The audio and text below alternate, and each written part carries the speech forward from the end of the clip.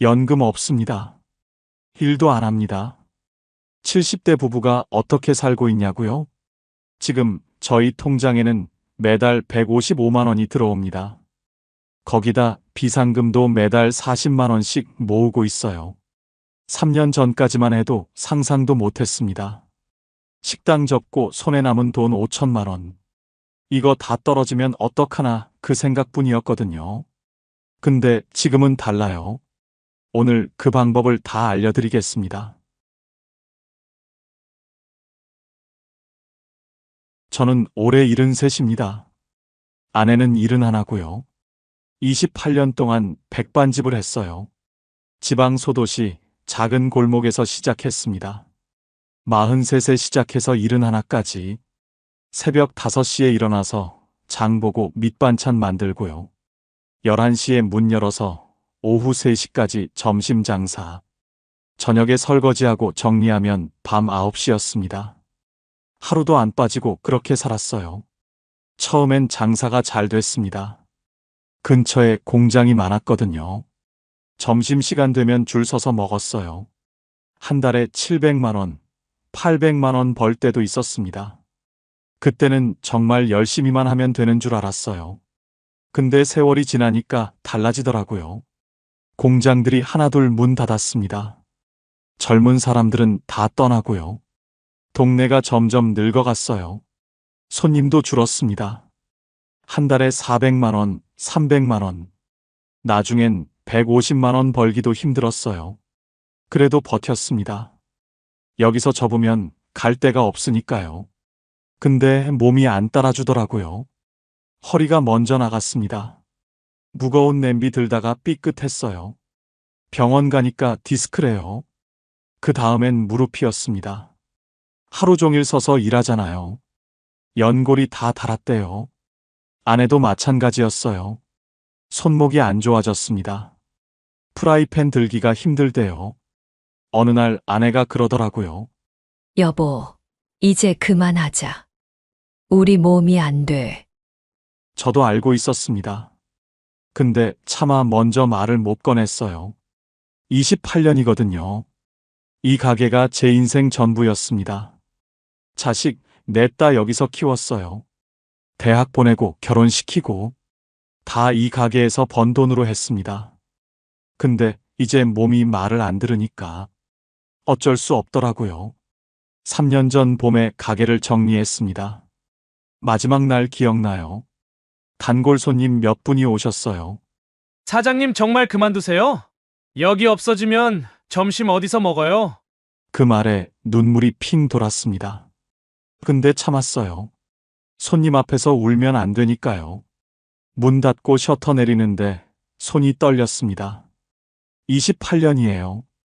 이 자리에서 28년을 버텼는데 아내가 옆에 있었어요. 아무 말도 안 하더라고요. 저도 아무 말 못했습니다. 집에 와서 정리를 했어요. 가게 보증금 빼고요. 밀린 거 정리하고 장비 팔고 손에 남은 돈이 5천만 원이었습니다. 28년 장사했는데 5천이에요. 가슴이 먹먹했습니다. 그동안 번 돈은 다 어디 갔을까요? 자식들한테 갔습니다. 넷 다 대학 보냈어요. 결혼자금도 보태줬고요. 집 살 때도 도와줬습니다. 후회는 안 해요. 부모니까 당연히 해야 할 일이라고 생각했거든요. 근데 그러다 보니 돈이 안 모이더라고요. 벌면 버는 대로 나갔습니다. 국민연금도 제대로 못 넣었어요. 자영업자는 본인이 다 내야 하잖아요. 장사 안 될 때는 그 돈이 아까웠습니다. 이번 달만 넘기자. 다음 달에 내지 뭐. 그러다가 결국 납부 기간이 10년도 안 됐어요. 그래서 연금이 안 나옵니다. 기초연금만 받아요. 부부 합쳐서 54만 원. 이게 전부입니다. 그날 밤에 계산기를 두드렸어요. 5천만 원. 한 달에 100만 원씩 쓰면 4년 정도. 50만 원씩 아끼면 8년. 근데 54만 원 들어오고 100만 원 나가면 매달 46만 원씩 까먹는 거잖아요. 그럼 5천만 원이 9년이면 바닥이에요. 80대 초반에 돈이 떨어지는 겁니다. 그 이후는 생각하기 싫었습니다. 근데 안 할 수가 없었어요. 아내한테 말했습니다. 5천이면 얼마나 버틸 수 있을까? 아내가 한숨을 쉬더라고요. 아껴야지. 어떻게? 그날 밤 잠이 안 왔습니다. 천장만 보면서 생각했어요.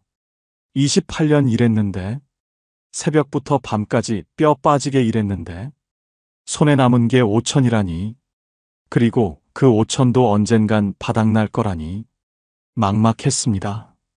앞이 안 보이더라고요. 그때는 정말 몰랐어요. 방법이 있다는 걸, 집 안 팔아도 되고, 일 안 해도 되는 방법이 있다는 걸, 가게 정리하고 첫 달이 지났습니다. 이상하더라고요. 28년 동안 새벽에 일어났거든요. 근데 이제 알람이 없어요. 눈은 떠지는데 갈 데가 없습니다. 그냥 누워있는 거예요. 아내도 마찬가지였어요. 평생 같이 가게 나갔으니까요. 이제 둘 다 할 일이 없는 겁니다. 처음 며칠은 좋았어요. 드디어 쉬는구나. 이제 좀 살겠다. 그렇게 생각했거든요. 근데 일주일 지나니까 불안해지더라고요. 돈이 나가기 시작했습니다. 관리비 10만 원, 전기세 5만 원, 가스비 8만 원, 수도세 3만 원, 통신비 7만 원. 이것만 해도 33만 원이에요. 거기다 건강보험료 나가죠. 실손보험도 내야 하죠. 보험료만 해도 35만 원 가까이 됩니다. 밥은 먹어야 하잖아요. 둘이서 아무리 아껴도 40만 원은 들어요. 다 합치면 108만 원이 넘더라고요. 기초연금이 54만 원 들어옵니다. 108만 원 나가고 54만 원 들어오면 매달 54만 원씩 까먹는 거예요. 5천만 원 있으면 오래 버틸 줄 알았습니다. 근데 계산해 보니까 8년도 안 돼요. 8년이면 저는 81하고 아내는 79이에요. 그때 돈이 바닥나면 어떡해요? 그 생각을 하니까 밤에 잠이 안 왔습니다. 아내한테는 티 안 내려고 했어요. 걱정시키기 싫었거든요. 근데 아내도 눈치를 챘나 봐요. 어느 날 저녁에 그러더라고요. 여보, 요즘 왜 그래요? 밤에 한숨만 쉬고. 아내 앞에서는 괜찮은 척 했는데 다 들렸나 봅니다. 솔직하게 말했어요. 돈 생각하면 잠이 안 온다고. 이 속도면 10년도 못 버틴다고. 아내가 한참 아무 말 없더니 그러더라고요. 우리 일 나가야 하는 거 아니에요? 일. 저도 생각 안 해본 건 아니에요. 근데 뭘 해요? 평생 식당밖에 안 했는데. 그리고 몸이 안 돼요. 허리 디스크에 무릎 연골도 달았는데. 누가 70 넘은 사람을 써요? 노인 일자리 사업이라는 게 있다고 들었어요. 공원 청소하고 교통 봉사하는 거. 한 달에 29만 원 준다고요. 29만 원이요. 없는 것보다는 낫죠. 근데 솔직히 그것도 자신이 없었어요. 3시간 서서 빗자루질 하는 거거든요. 허리가 버틸 수 있을까? 아내 무릎은요? 계단 오르내리기도 힘든데. 결국 일 얘기는 흐지부지 됐습니다. 그 다음에 든 생각이 집이었어요. 우리 집은 작아거든요. 30년 전에 샀어요. 그때 대출받고 빚내서 겨우 마련한 집입니다. 작은 아파트예요. 24평짜리. 지금 시세가 2억 5천 정도 된다고 하더라고요. 이걸 팔면 2억이 넘게 생기잖아요. 그 돈이면 한참 버틸 수 있어요. 그래서 아내한테 조심스럽게 꺼냈습니다. 집 팔까? 작은 전세로 옮기면 돈이 좀 생기잖아. 아내가 저를 쳐다봤어요. 한참 아무 말 없더니 고개를 숙이더라고요. 30년이에요. 애들 넷 다 여기서 컸어요. 결혼할 때까지 여기서 살았고, 명절마다 다 모였던 집이에요. 아내한테는 더 그랬을 거예요. 살림 다 여기서 했으니까요. 구석구석 손때가 묻은 집이거든요. 그날 밤 아내가 그러더라고요. 여보, 조금만 더 생각해봐요. 집 파는 건 진짜 마지막에 하자. 저도 그러고 싶었어요. 근데 달리 방법이 없잖아요. 기초연금 54만 원으로 어떻게 살아요? 일은 못하겠고, 돈은 계속 빠지고, 며칠을 그렇게 끙끙 앓았습니다. 그러다 오랜 친구한테 연락이 왔어요. 밥이나 먹자고요. 친구 이름은 박종구예요. 저랑 동갑이에요. 종구도 장사했어요. 철물점을 했거든요. 저보다 2년 먼저 접었습니다. 젊었을 때부터 알던 사이예요. 옆 골목에서 장사했거든요. 저는 백반집, 종구는 철물점. 점심때 서로 밥 먹으러 오가고 그랬습니다. 장사 접고 나서도 가끔 만났어요. 소주 한잔 하면서 이런저런 얘기하는 사이예요. 오랜만에 연락이 왔습니다. 밥이나 먹자고요. 동네 국밥집에서 만났어요. 순대국 시켜놓고 이런저런 얘기를 했습니다.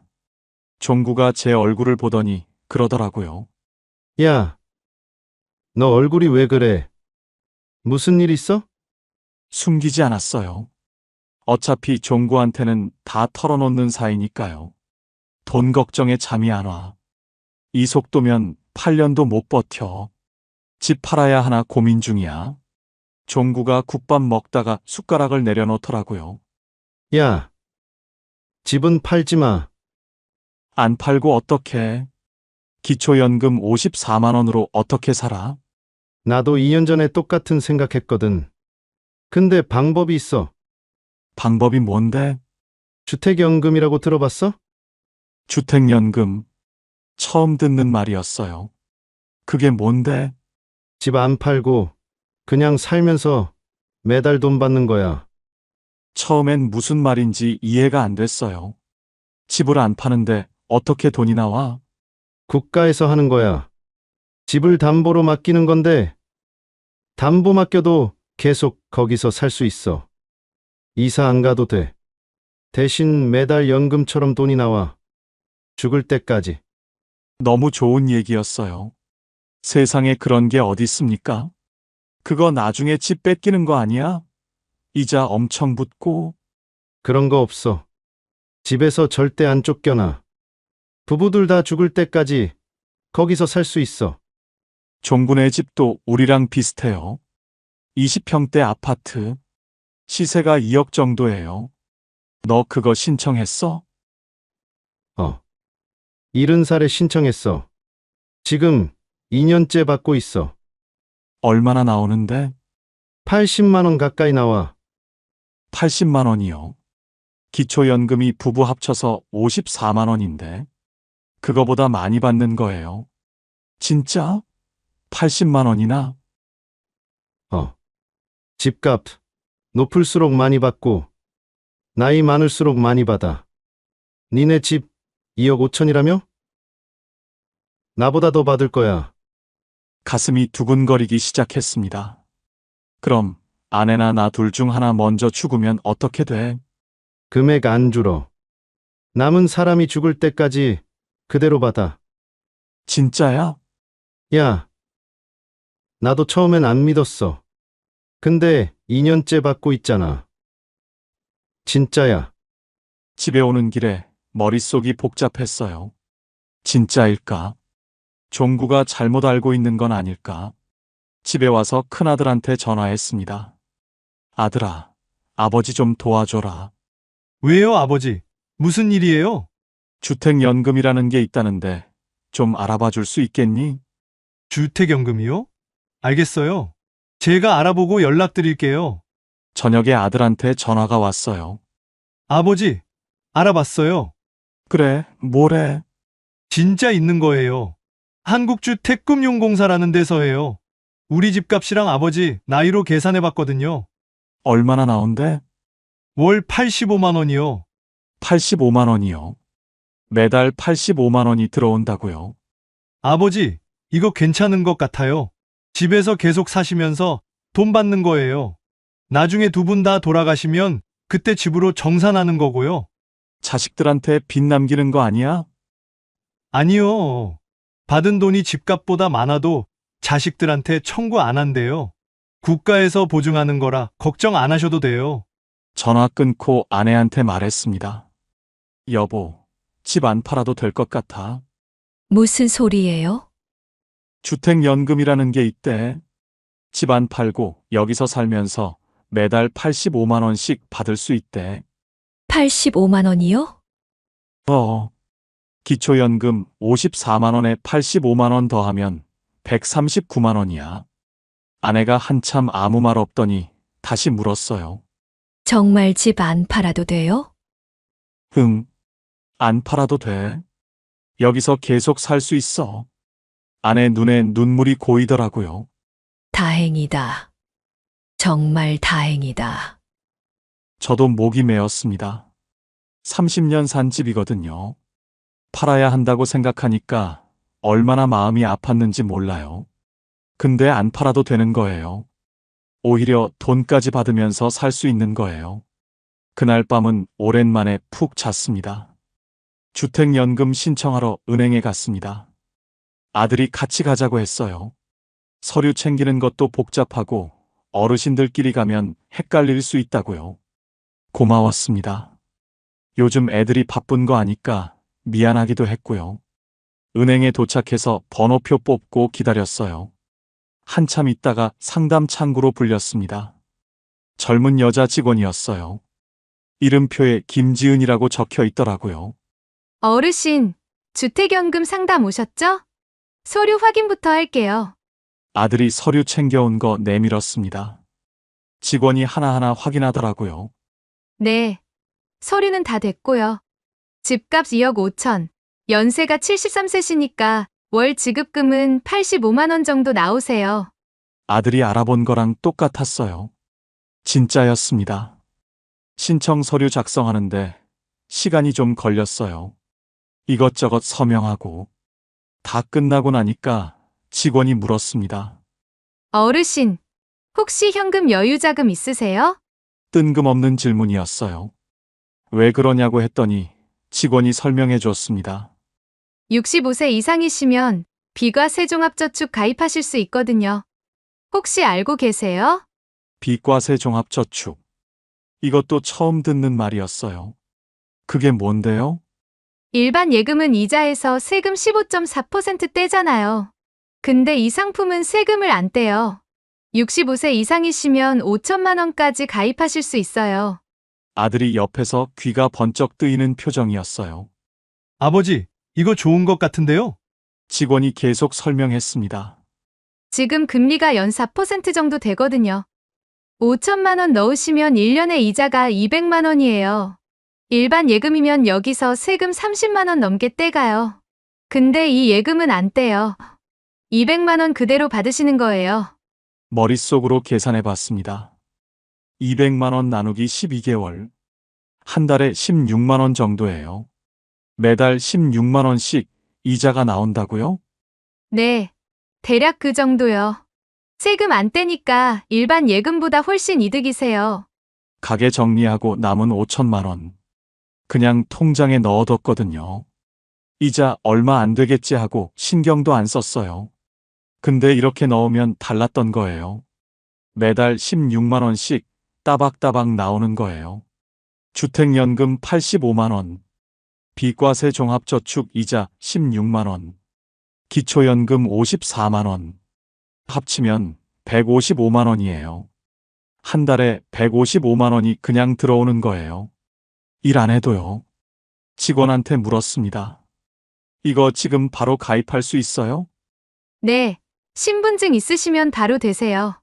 그 자리에서 바로 가입했습니다. 5천만 원 전부 넣었어요.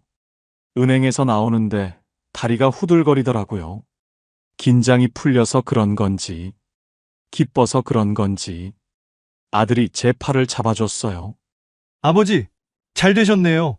그러게, 이런 게 있는지도 몰랐어. 저도 몰랐어요. 오늘 같이 오길 잘했네요. 집에 와서 아내한테 다 얘기해 줬습니다. 주택연금 신청한 거, 비과세 종합저축 가입한 거, 앞으로 매달 155만 원 들어오는 거. 아내가 믿기지 않는다는 표정이었어요. 진짜 155만 원이나 들어와요? 주택연금 85만 원, 이자 16만 원, 기초연금 54만 원. 합치면 155만 원이야. 일 안 해도요? 일 안 해도. 아내가 한참 아무 말 없더니 그러더라고요. 이제 좀 살겠다. 저도 같은 마음이었습니다. 한 달 전만 해도 막막했거든요. 8년 뒤에 돈 떨어지면 어떡하나? 집 팔아야 하나? 일 나가야 하나? 그 걱정뿐이었어요. 근데 이제 달라졌습니다. 매달 155만 원이 들어와요. 통장에서 빠지기만 하던 돈이 들어오기 시작한 거예요. 이게 현금 흐름이구나. 그때 처음 알았습니다. 주택연금 첫 입금일이 왔습니다. 아침에 일어나서 통장을 확인했어요. 85만 원이 찍혀 있더라고요. 진짜였습니다. 종구 말이 맞았어요. 아들이 알아본 것도 맞았고요. 은행 직원이 설명해 준 것도 다 맞았어요. 그동안은 통장에서 빠지기만 했거든요. 관리비 빠지고, 보험료 빠지고, 생활비 빠지고, 한 달에 한 번씩 잔고 확인할 때마다 숫자가 줄어 있었어요. 그거 볼 때마다 가슴이 답답했습니다. 근데 이제 달라졌어요. 들어오는 돈이 생긴 거예요. 매달 1일에 주택연금 85만 원, 매달 25일에 기초연금 54만 원, 3개월에 한 번 비과세 종합저축 이자. 이자는 3개월치 합쳐서 들어오는데요. 한 달로 나누면 16만 원 정도예요. 다 합치면 155만 원입니다. 155만 원이요. 일 안 하고 매달 155만 원이 들어오는 거예요. 처음에는 믿기지가 않았어요. 통장 찍힐 때마다 확인했습니다. 진짜 들어왔나? 금액이 맞나? 매번 맞더라고요. 첫 달이 지나고, 두 번째 달이 지나고, 세 번째 달이 지나니까 실감이 나기 시작했어요. 아, 이게 진짜구나. 매달 이렇게 들어오는구나. 앞으로도 계속 들어오는구나. 가게 할 때 생각이 났습니다. 그때도 매달 돈이 들어왔거든요. 손님한테 받은 돈이요. 근데 그건 일을 해야 들어오는 돈이었어요. 새벽 5시에 일어나서 장 봐야 들어오는 돈. 하루 종일 서서 일해야 들어오는 돈. 허리 아파도, 무릎 아파도 쉬지 못하고 일해야 들어오는 돈. 28년 동안 그렇게 살았어요. 하루라도 안 나가면 그날은 돈이 없었거든요. 지금은 달라요. 일 안 해도 들어와요. 집에서 쉬어도 들어와요. 아파서 누워 있어도 들어와요. 매달 1일이 되면 85만 원이 찍혀요. 제가 뭘 하든 안 하든 상관없이요. 이게 현금 흐름이구나. 그때 확실히 깨달았습니다. 돈이 얼마 있느냐가 중요한 게 아니었어요. 매달 얼마가 들어오느냐가 중요한 거였어요. 5천만 원 그냥 통장에 넣어두고 쓰기만 했으면요. 한 달에 50만 원씩 쓰면 8년, 100만 원씩 쓰면 4년. 그러면 바닥나는 거예요. 바닥나면 끝이에요. 그 다음에는 방법이 없어요. 근데 현금 흐름으로 바꾸니까 달라졌어요. 5천만 원은 그대로 있고, 거기서 이자만 나오는 거예요. 원금은 안 건드리는 거예요. 주택연금도 마찬가지예요. 집 안 팔았잖아요. 집은 그대로 있고, 거기서 연금이 나오는 거예요. 집도 그대로, 돈도 그대로. 근데 매달 155만 원이 들어와요. 이게 얼마나 큰 차이인지 몰라요. 빠지기만 하던 돈이 들어오기 시작하니까요. 마음이 편해지더라고요. 예전에는 돈 쓸 때마다 불안했거든요. 마트에서 장 볼 때도 계산했어요. 이거 사면 얼마 남지? 이것까지 사면 이번 달 빠듯하겠다. 외식 한 번 하는 것도 고민했어요. 10,000원짜리 국밥 하나 먹는 것도 아까웠어요. 이러다 돈 떨어지면 어떡하나. 그 생각이 머리에서 안 떠났거든요. 지금은 달라요. 155만 원 안에서 쓰면 되니까요. 그 안에서만 쓰면 원금은 안 줄어요. 오히려 남는 달도 있어요. 아끼면 20만 원, 30만 원 남을 때도 있거든요. 그럼 그건 따로 모아둬요. 비상금으로요. 병원비 갑자기 나갈 수도 있잖아요. 집 수리해야 할 수도 있고요. 경조사 겹칠 수도 있고요. 그럴 때 쓰려고 모아두는 거예요. 아내한테 말했어요. 여보, 이제 좀 숨통이 트이는 것 같아. 아내가 고개를 끄덕였어요. 그러게요. 이제 통장 볼 때 무섭지 않아요. 맞는 말이었어요.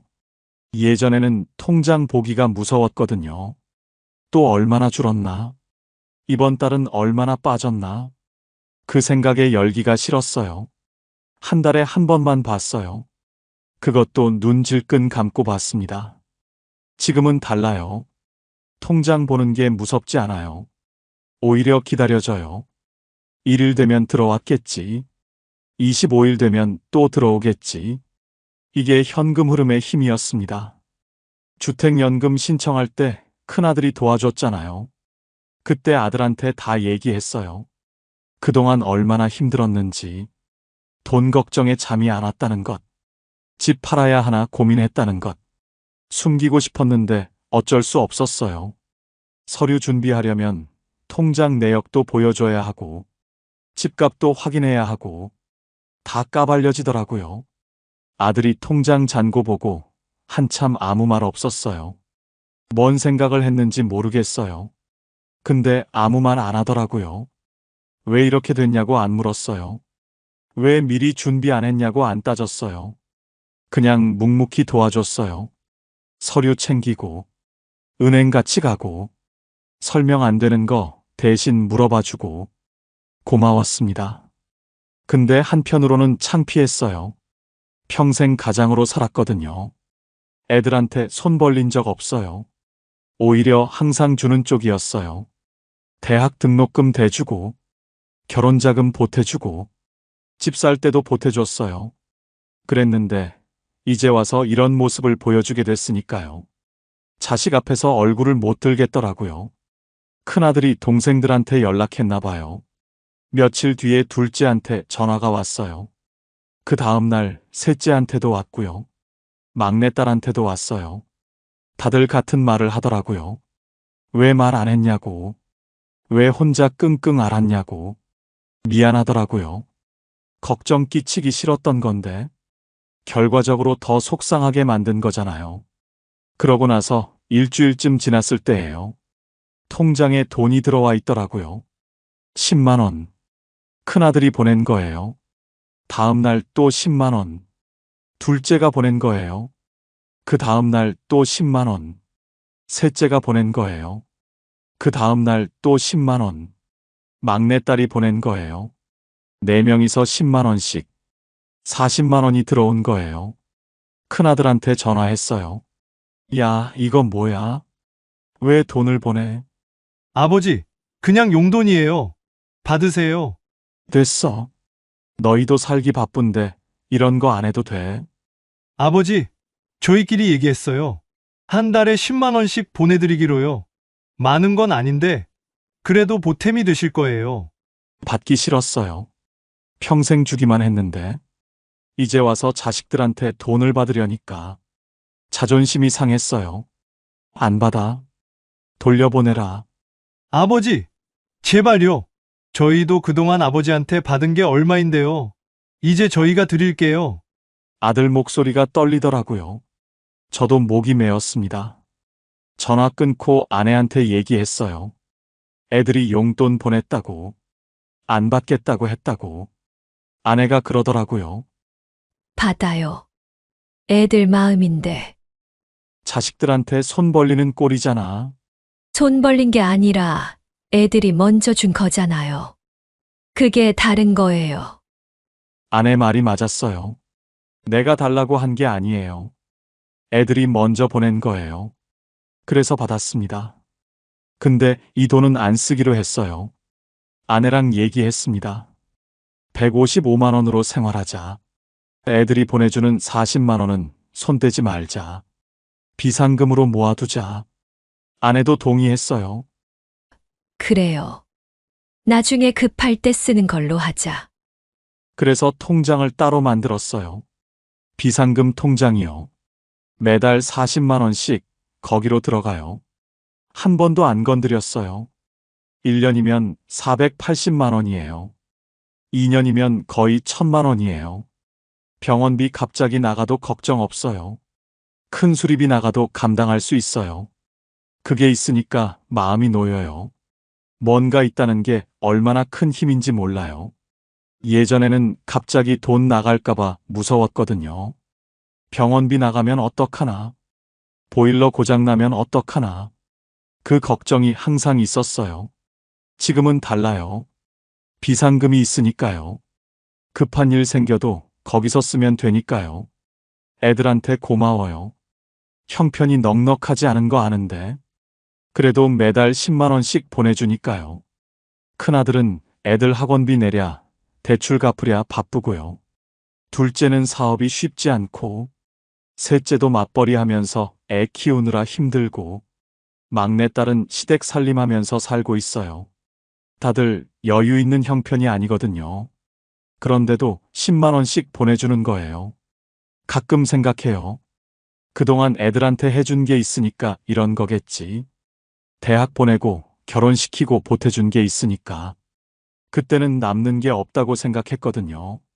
다 애들한테 줘버려서 정작 내 노후는 준비 못했다고. 근데 지금 보니까요. 그게 남는 거였어요. 애들한테 준 게 돌아오는 거였어요. 물론 모든 집이 다 그런 건 아닐 거예요. 저희는 운이 좋은 편이에요. 155만 원이 매달 들어옵니다. 근데 155만 원 다 쓰면 남는 게 없잖아요. 아내랑 얘기했어요. 여보, 우리 130만 원 안에서 살아보자. 그럼 25만 원이 남잖아. 그럴 수 있을까요? 해보자. 애들 용돈 40만 원에 25만 원 더하면 65만 원이야. 1년이면 780만 원 모이는 거야. 아내가 고개를 끄덕였습니다. 그때부터 지출을 다시 정리했어요. 고정비부터 받습니다. 관리비 10만 원, 전기세 5만 원, 가스비 8만 원, 수도세 3만 원, 통신비 7만 원, 보험료 35만 원. 이것만 해도 68만 원이에요. 이건 줄일 수가 없습니다. 나가야 하는 돈이니까요. 130만 원에서 68만 원 빼면 62만 원 남잖아요. 이걸로 먹고 생활해야 하는 거예요. 식비를 제일 신경 썼습니다. 예전에는 먹고 싶은 거 샀거든요. 고기 먹고 싶으면 고기 사고, 과일 먹고 싶으면 과일 사고. 지금은 달라요. 장 보기 전에 뭐 살지 미리 정합니다. 메모해서 가요. 그거만 사고 와요. 할인하는 것 위주로 삽니다. 마트 전단지 보고 뭐가 싸게 나왔나 확인하거든요. 유통기한 임박 상품도 잘 사요. 어차피 바로 먹을 거니까요. 그래도 고기는 일주일에 한두 번은 먹습니다. 뒷다리살이 세일하면 세근에 10,000원이거든요. 그걸로 제육볶음 해 먹으면 맛있어요. 과일은 제철 과일만 삽니다. 제철 아닌 건 비싸거든요. 겨울에 수박 안 사고, 여름에 귤 안 사고, 이렇게 하니까 식비가 40만 원 정도 나오더라고요. 둘이서 40만 원이면 빠듯하긴 합니다. 근데 못 먹고 사는 건 아니에요. 그냥 아껴서 먹는 거예요. 생필품 사는데 한 달에 5만 원 정도 씁니다. 세제, 휴지, 치약, 샴푸. 대용량으로 사면 더 싸거든요. 하나 사면 하나 더 주는 거 할 때 사두고요. 병원비가 한 달에 7만 원에서 8만 원 나갑니다. 저는 혈압약 타러 가고, 아내는 무릎 때문에 가고, 이건 어쩔 수 없어요. 경조사비는 예전보다 줄였습니다.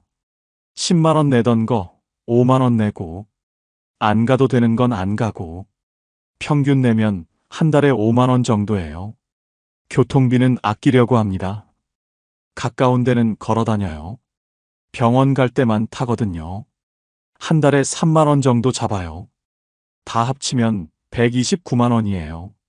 130만 원 안에 딱 들어옵니다.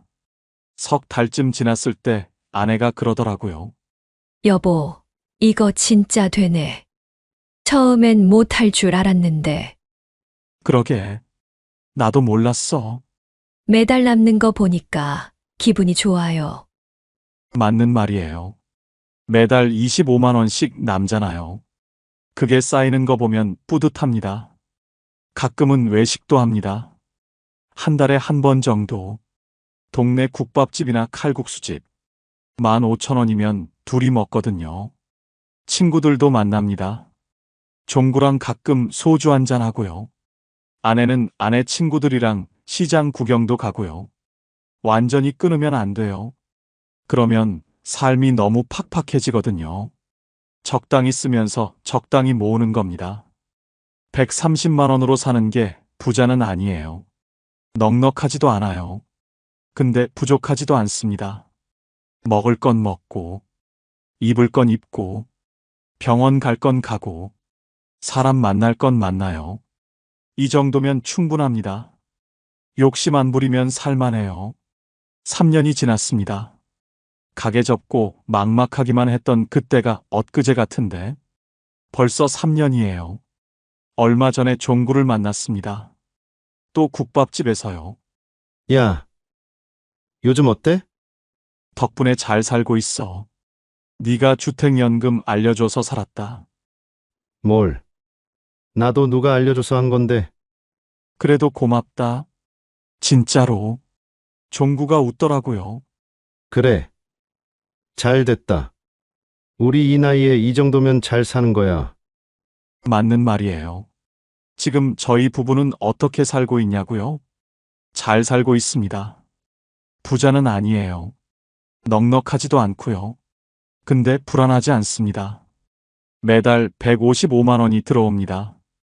주택연금 85만 원, 기초연금 54만 원, 비과세 종합저축 이자 16만 원. 일 안 해도 들어와요. 아파서 누워 있어도 들어옵니다. 매달 1일이 되면 통장에 찍혀 있거든요. 거기다 자식들이 보내주는 40만 원. 이건 한 번도 안 썼습니다. 비상금 통장에 그대로 모아뒀어요. 3년이면 얼마일까요? 40만 원 곱하기 36개월. 1,440만 원이에요. 거기다 생활비 아껴서 모은 것까지 합치면요.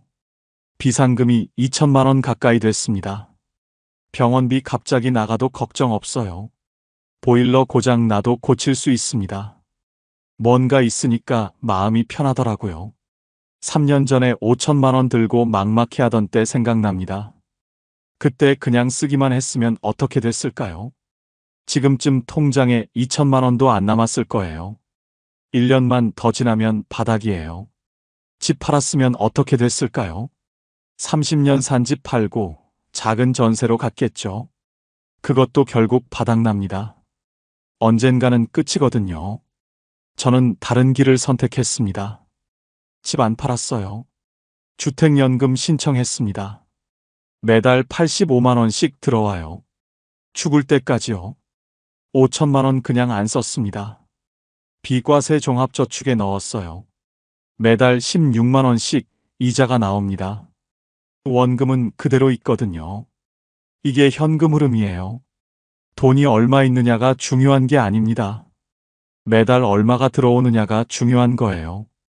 1억 있어도 쓰기만 하면 바닥나요. 근데 매달 들어오는 돈이 있으면 안 바닥납니다. 원금은 그대로 두고 들어오는 것만 쓰면 되니까요. 저처럼 연금 없는 분들 많잖아요. 자영업 하느라 국민연금 못 넣은 분들, 기초연금밖에 없는 분들, 그런 분들한테 말씀드리고 싶습니다. 집 있으면 주택연금 알아보세요. 집 안 팔고 매달 돈 받을 수 있어요. 죽을 때까지 그 집에서 살 수 있습니다. 현금 있으면 비과세 종합저축 알아보세요. 65세 이상이면 5천만 원까지 세금 안 떼거든요. 이자가 고스란히 내 돈이에요. 저도 3년 전까지는 몰랐습니다. 친구한테 우연히 듣고 알았어요. 왜 이런 걸 아무도 안 알려줬을까? 그때 정말 억울했습니다.